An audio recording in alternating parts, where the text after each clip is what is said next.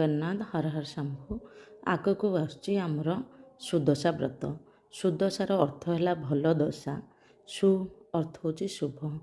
ଏହି ବର୍ଷ ଏଇଟା ହେଉଛି ଦ୍ୱିତୀୟ ସୁଦଶା ବ୍ରତ, ଯାହାକି ଅଗଷ୍ଟ ମାସ 15 ତାରିଖରେ ମାନେ ସ୍ୱାଧୀନତା ଦିବସ ଦିନ ପଡ଼ୁଛି।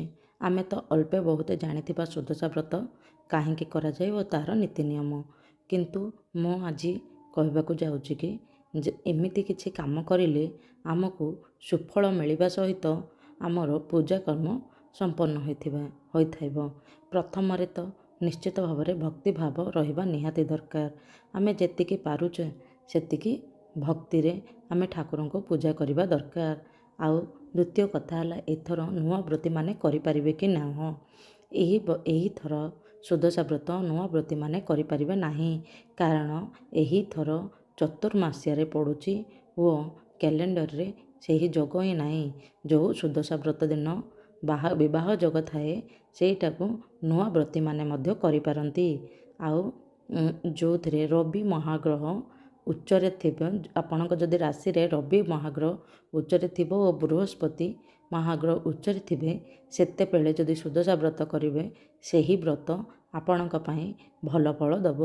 ସେଇଥିପାଇଁ ସୁଦଶା ବ୍ରତ କଲାବେଳକୁ ରବି ମହାଗ୍ରହ ଓ ବୃହସ୍ପତି ମହାଗ୍ରହ ଆପଣଙ୍କର ଯଦି ଉଚ୍ଚରେ ଥାଏ, ଆପଣ କଲେ ସେଇ ଫଳ ଆପଣଙ୍କୁ ଭଲ ମିଳିବ। ଆଉ ଗୋଟେ କଥା ହେଉଛି, ଯେବେ ବି ଯାହା ବି ପୂଜା କରିଲେ ଆମେ ପୂଜା ଶେଷରେ ଭଗବାନଙ୍କୁ କ୍ଷମା ପ୍ରାର୍ଥନା କରିବା ଉଚିତ।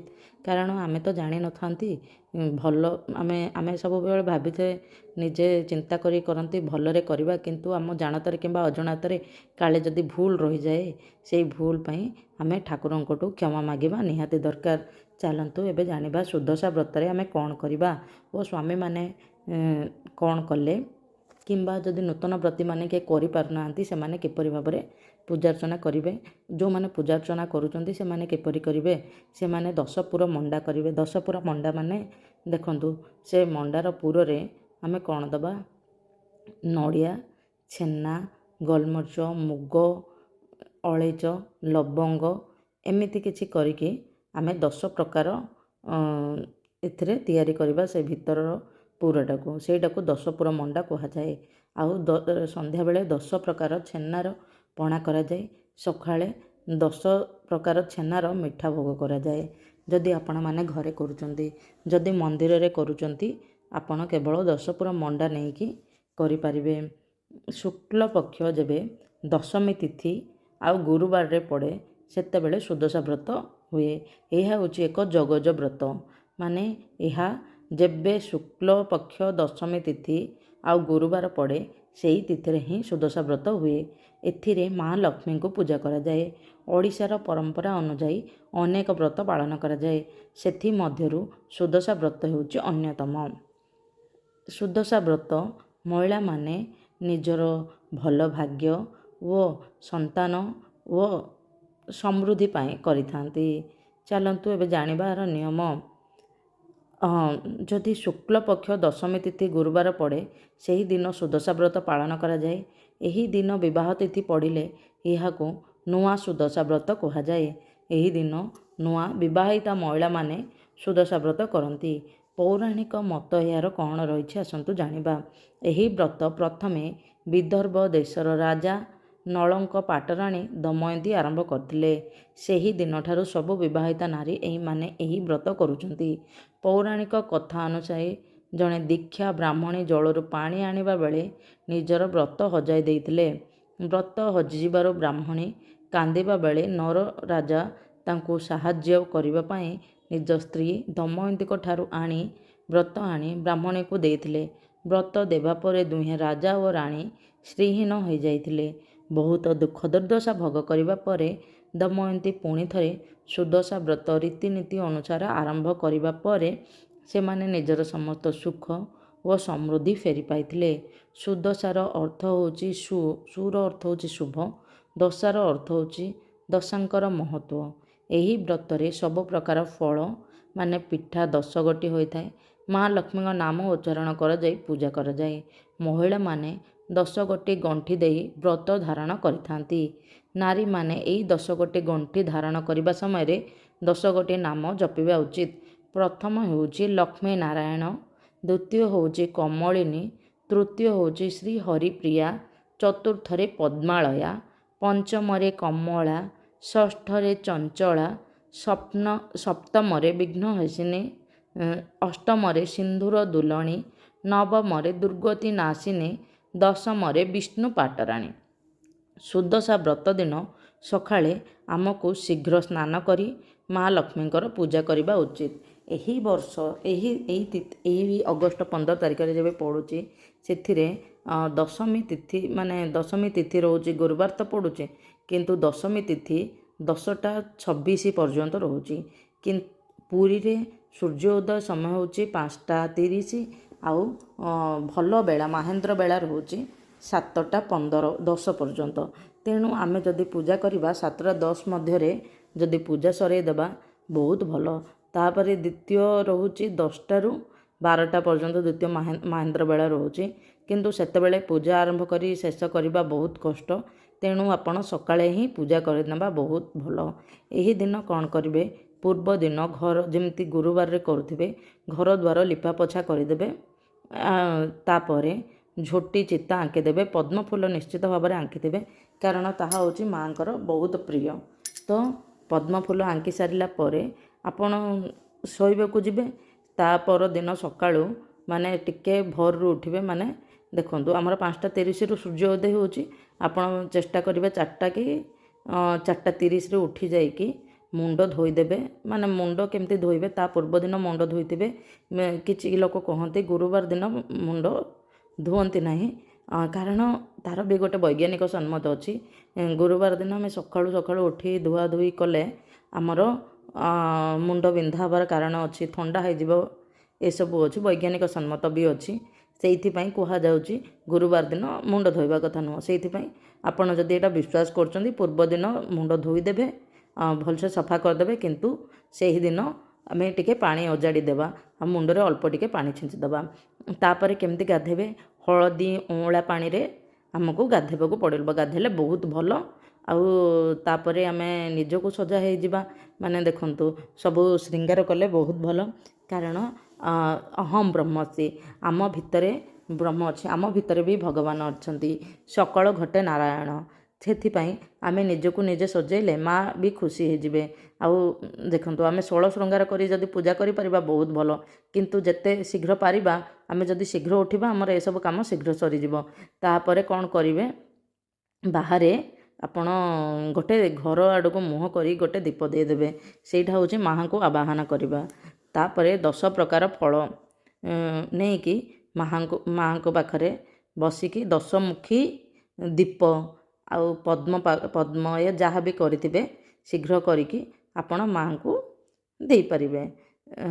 ମାଆଙ୍କୁ କରିକି ପୂଜା କରି ବହି ପଢ଼ିବେ। ବହି ପଢ଼ିଲା ପରେ ଆପଣ ଯେତେବେଳେ ବ୍ରତର ଗଣ୍ଠି ଦେଉଛନ୍ତି ଏଇ ନାମ ଗୁଡ଼ାକ ପଢ଼ିବେ, ଲକ୍ଷ୍ମୀ ନାରାୟଣ, କମଳିନୀ, ଶ୍ରୀ ହରପ୍ରିୟା, ପଦ୍ମାଳୟା, ଶ୍ରୀ ହରିପ୍ରିୟା, ହରିହରପ୍ରିୟା, ପଦ୍ମାଳୟା, କମଳା, ଚଞ୍ଚଳା, ବିଘ୍ନହାସିନୀ, ସିନ୍ଦୁର ଦୋଲଣୀ, ଦୁର୍ଗତି ନାଶିନୀ, ବିଷ୍ଣୁ ପାଟରାଣୀ। ଏହି 10ଟି ନାମକୁ ନିଶ୍ଚିତ ଭାବରେ ମନେ ରଖିଥିବେ। ତାପରେ ଆମେ ଠାକୁରଙ୍କ ପାଖରେ ପଢ଼ିଲା ପରେ ଆପଣ ବ୍ରତ ପିନ୍ଧିବେ। ଆଉ ଯଦି ଆପଣ ମନ୍ଦିରରେ କରୁଛନ୍ତି,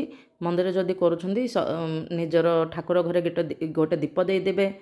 ପ୍ରଥମେ ଆମେ ଏସବୁ କଲା ପରେ ତୁଳସୀ ପୂଜା କରିବା ଆଉ ସୂର୍ଯ୍ୟଙ୍କୁ ସ୍ମରଣ କରିଦେବା। ପାଣି ଜଳ ଅର୍ପଣ କଲା ପରେ ବାହାରେ ଗୋଟେ ଦୀପ ଯେତେବେଳେ ଏଇଟା ହେଇଯିବ ଆମେ ଆସିକି ଠାକୁର ଘରେ ଗୋଟେ ଦୀପ ଦେଇଦେବା। ତାପରେ ମନ୍ଦିର ଯିବା।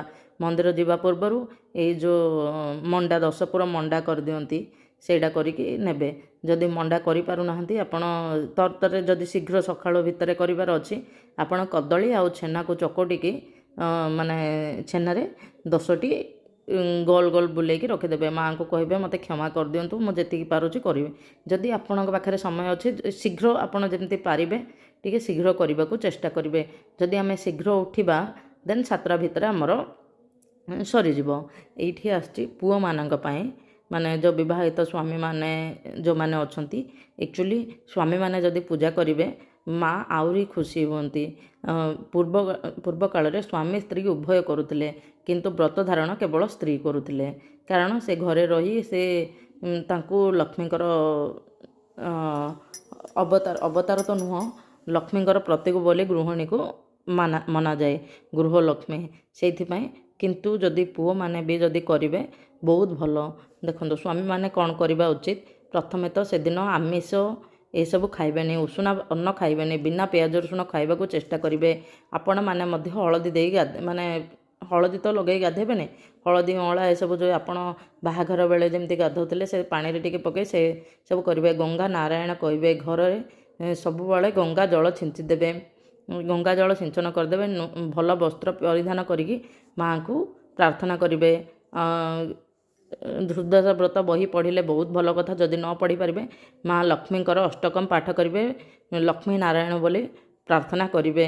ତାପରେ କ'ଣ କରିବେ, ସେଦିନ ବ୍ରହ୍ମଚର୍ଯ୍ୟ ପାଳନ କରିବେ ଓ କ୍ରୋଧ ଅହଙ୍କାର କରିବେ ନାହିଁ। ବିନା ପିଆଜ ରସୁଣ ଖାଇବାକୁ ଚେଷ୍ଟା କରିବେ। ଆମିଷ ଓ ଉଷୁନା ଅନ୍ନ ଏସବୁ ଖାଇବେନି, ବାସି ଖାଦ୍ୟ ଖାଇବେନି।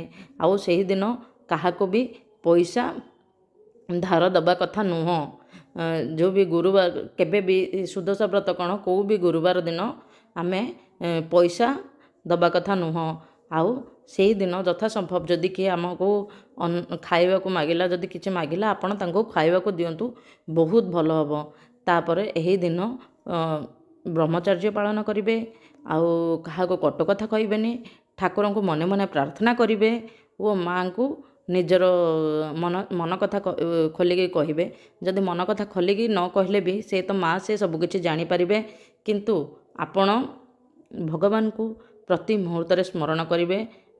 ମହାଲକ୍ଷ୍ମୀ ଅଷ୍ଟକମ ପାଠ କରିବା ନିହାତି କାମ୍ୟ ଓ ଭଲ ସଫା ବସ୍ତ୍ର ପିନ୍ଧି ଠାକୁରଙ୍କୁ ପୂଜା କରିବେ ଓ ଲକ୍ଷ୍ମୀ ନାରାୟଣ କହିକି 108 ମାଳା ଜପ କରିବେ।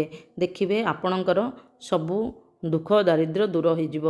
ଆଉ ଯଦି ପୁଅମାନେ ଏକୁଟିଆ ରହୁଛନ୍ତି, କିଛି କରୁଛନ୍ତି, ମାନେ ଦେଖନ୍ତୁ ନୂଆବ୍ରତୀମାନେ ଅଛନ୍ତି ଯେଉଁମାନେ କରିପାରିବେନି, ଯେଉଁମାନେ ନୂଆବ୍ରତୀମାନେ ତ କରିପାରିବେନି, ଯେଉଁମାନେ ସେଦିନ ବି ଆପଣମାନେ ବି ପାଳନ କରନ୍ତୁ।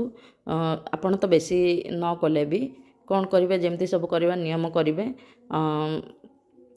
ସୁଦଶା ବ୍ରତ ବହି ପାଠ ପଢ଼ିବେ, କେବଳ ସୁଦଶା ବ୍ରତ ପିନ୍ଧନ୍ତୁନି, ଆଉ ସବୁକିଛି କରିବେ। ଓ କ'ଣ କରିବେ, ଆପଣ ସେଦିନ 10 ପ୍ରକାର ଫଳ ନେଇକି ମାଆଙ୍କୁ ଭୋଗ ଲଗାଇ ଦିଅନ୍ତୁ, ବହୁତ ଭଲ ହେବ। ସେଇଟା ହେଉଛି ଶୁଭ କଥା। ଯାହା ଯାହା ଗୁରୁବାର ଦିନ କରନ୍ତି ସେସବୁ ଆପଣ ଏହି ଦିନ ବି କରିପାରିବେ। ଦେଖନ୍ତୁ ଯଦି ଲକ୍ଷ୍ମୀ ନାରାୟଣଙ୍କୁ ଅଲଗା ଅଲଗା ଭୋଗ ଲଗାଉଛନ୍ତି, ଆପଣ ଲକ୍ଷ୍ମୀ ନାରାୟଣଙ୍କ ପାଇଁ ତୁଳସୀରେ ପାଣି ଛଡ଼ାଇବେ, ତୁଳସୀ ପତ୍ରରେ ପାଣି ଛଡ଼ାଇବେ ଓ ଲକ୍ଷ୍ମୀଙ୍କ ପାଇଁ ମଣ୍ଡା ଫୁଲ, ଏବେ ତ ମଣ୍ଡା ଫୁଲ ତ ନଥିବ, ଯଦି ମିଳିଯାଏ ବହୁତ ଭଲ କଥା, ଯଦି ନ ମିଳିବ ବୋଲେ ଆଉ କୌଣସି ଫୁଲରେ ଛଡ଼ାଇ ଦେବେ। ଯଦି ଏକାଥରେ ଭୋଗ ଲଗାଉଛନ୍ତି ଆପଣ ତୁଳସୀ ପତ୍ରରେ ପାଣି ଛଡ଼ାଇ ପାରିବେ। ତାପରେ ମୁଖ୍ୟ ହେଉଛି ଲକ୍ଷ୍ମୀ ନାରାୟଣଙ୍କୁ ଜପ କରିବେ ଓ ଆମେ ଭଗବାନଙ୍କ ସ୍ମରଣ କରିବା ଦରକାର ଓ ସେଇଦିନ ଦିନବେଳେ ଶୟନ କରିବା ଅନୁଚିତ। ଓ ଦେଖନ୍ତୁ କିଛି ଘରେ କ'ଣ କରନ୍ତି, ତାଙ୍କ ସ୍ତ୍ରୀ ପୂଜା କରୁଥାନ୍ତି, ସ୍ୱାମୀମାନେ ଶୟନ କରିକି ରହିଥାନ୍ତି। ଏପରି କରିବା ଅନୁଚିତ। ଆପଣମାନେ ମଧ୍ୟ ସେ କାହା ପାଇଁ ପୂଜା କରୁଛନ୍ତି, ଆପଣଙ୍କ ପାଇଁ ହିଁ ପୂଜା କରୁଛନ୍ତି। ଆମର ଭଲ ବିଙ୍ଗ ପାଇଁ ଆମେ ହିଁ ସବୁକିଛି କରିବା ନିହାତି ଦରକାର। ଦେଖନ୍ତୁ ବାହାଘର ପରେ ସ୍ୱାମୀ ସ୍ତ୍ରୀ ଯାହା ବି କଲେ ସବୁ 50% ମିଳେ। ମାନେ ଦେଖନ୍ତୁ ଯଦି ଆପଣ କିଛି ଭଲ କାମ କରିବେ ତାଙ୍କୁ 50% ମିଳେ, ସେ ଯଦି ଭଲ କାମ କରୁଛନ୍ତି ଆପଣଙ୍କୁ ମିଳେ। କିନ୍ତୁ ଯଦି 2 ଜଣ ମିଶିକି ଭଲ କାମ କରୁଛନ୍ତି ତ 2 ଜଣଙ୍କର ବି ବହୁତ ଭଲ ହେବ। ତେଣୁ ଆପଣମାନେ ଏହି ଦିନ ଆମିଷ ଏସବୁ ଉଷୁନା ଏସବୁ ତ୍ୟାଗ କରିଦେବେ ଓ ବିନା ପିଆଜ ରସୁଣ ଖାଇଲେ ବହୁତ ଭଲ। ଓ ଠାକୁରଙ୍କ ନାମ ଏଟଲିଷ୍ଟ ମହାଲକ୍ଷ୍ମୀ ଅଷ୍ଟକମ ପାଠ କରିବେ ଓ ସୁଦଶା ବ୍ରତ ବହି ପଢ଼ିବାକୁ ଚେଷ୍ଟା କରିବେ। ଯଦି ନ ପଢ଼ିପାରିଲେ ମହାଲକ୍ଷ୍ମୀ ଅଷ୍ଟକମ ପାଠ କରିବେ ଓ ଲକ୍ଷ୍ମୀ ନାରାୟଣଙ୍କ ନାମ ସ୍ମରଣ କରିବେ, ଜପ କରିବେ। ଆଉ ଜପାମାଳିରେ ରୁଦ୍ରାକ୍ଷରେ ଜପ କଲେ ଓମ୍ ନମ ଶିବାୟ ଜପ କରିବେ, କିନ୍ତୁ ତୁଳସୀ ମାଳିରେ ଜପ କଲେ ଆପଣ ଲକ୍ଷ୍ମୀ ନାରାୟଣଙ୍କ ନାମ ଜପ କରିପାରିବେ। ଆଉ ଲକ୍ଷ୍ମୀ ନାରାୟଣଙ୍କ ସ୍ତୋତ୍ର ପାଠ କରିବେ। ବିଷ୍ଣୁ ସହସ୍ର ନାମ ମଧ୍ୟ ପାଠ କଲେ ମା ଲକ୍ଷ୍ମୀ ଖୁସି ହୁଅନ୍ତି। ତାପରେ ଆଉ ଗୋଟେ ସ୍ପେଶିଆଲ୍ ଇନଷ୍ଟ୍ରକ୍ସନ୍ ଅଛି, ଯାହା ଭୋଗ ଆପଣ ମାଆଙ୍କ ପାଖରେ ଲଗେଇବେ ସେଇ ଭୋଗ ନିଜ ଘର ଲୋକ ହିଁ ଖାଇବେ। କାରଣ ମା ଲକ୍ଷ୍ମୀଙ୍କୁ ଘର ଲୋକ ହିଁ ଖାଇପାରିବେ, କାରଣ ଏସବୁ ଆମ ଘର ଲୋକ ପାଇଁ ହିଁ ପୂଜା କରୁଛନ୍ତି। ଯଦି କିଏ ବାହାର ଲୋକ ଖାଦ୍ୟ ମାଗିଲା, ସେଦିନ ପଇସା ମାଗିଲେ ତ ଆପଣ ଜମା ବି ଦେବେନି। ତା'ର କ'ଣ ଦରକାର ଅଛି ପଚାରିକି ସେଇ ଥିଙ୍ଗଟାକୁ ଆପଣ ଫୁଲଫିଲ୍ କରିଦେବେ। ମାନେ କାହାର କିଛି ଦରକାର ଅଛି ମାନେ କିନ୍ତୁ ପଇସା ଦେବେନି। କାହାର ଖାଇବାକୁ ପାଇଁ ଆଉ କିଛି ବହି ପତ୍ର କିଛି ଦରକାର ଅଛି, ଆପଣ ସେଇଟା ଆପଣଙ୍କୁ କିଣିକି ଦେଇପାରିବେ। ଆପଣ ଏଇଦର ଘର ଭିତରେ ଦେବେ, ନହେଲେ ଘରେ ପୁରା ବାହାରକୁ ଯାଇକି ସେ ଜିନିଷଟା ଆପଣ ଦେଇପାରିବେ। କିନ୍ତୁ ଏହି ଦିନ ଭୁଲରେ ମଧ୍ୟ ପଇସା ଦେବେନି ଓ ଶଯ୍ୟା